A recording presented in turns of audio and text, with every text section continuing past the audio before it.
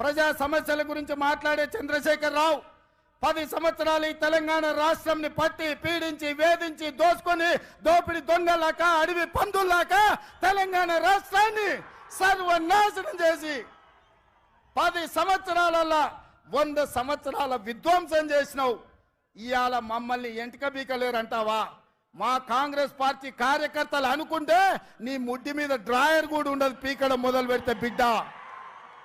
నువ్వు అనుకుంటున్నావేమో కాలు ఇరిగిందని, లేకపోతే కట్టెపట్టుకొని నడుస్తున్నా అని, కూతురు జైలుకు పోయిందని, అధికారం కోల్పోయిందని కొంతకాలం మేము సంయమనం పాటించినాం. ఏ మనిషికైనా కష్టం వచ్చినప్పుడు మేము మానవత్వంతో మీ గురించి మాట్లాడకుండా మర్యాద పూర్వకంగా వ్యవహరించినాం. ఇవాళ నువ్వు అనుకుంటున్నావు నువ్వు ఏది పడితే అది మాట్లాడితే చూస్తూ ఊరుకుంటామని. చూస్తూ ఊరుకునేటోడు ఎవరు లేరు. నేను పెద్దలు జానారెడ్డి గారి లాగా కాదు, నేను రేవంత్ రెడ్డిని బిడ్డ.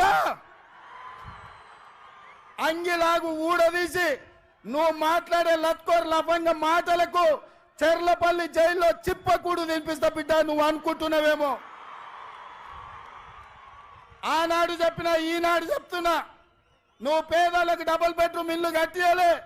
నేను మాత్రం నీకు తప్పకుండా డబుల్ బెడ్రూమ్ ఇల్లు కట్టిస్తా చెర్లపల్లి జైల్లో.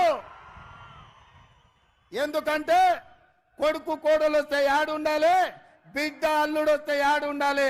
అందరు కలిసి చెర్లపల్లి జైల్లో ఉండేటట్టు మీకు డబుల్ బెడ్రూమ్ ఇల్లు కట్టించే బాధ్యత మా లక్షలాది మంది కాంగ్రెస్ పార్టీ కార్యకర్తలు తీసుకుంటారని చెప్పి నేను ఈ వేదిక మీద నుంచి చెప్పదలుచుకున్నా.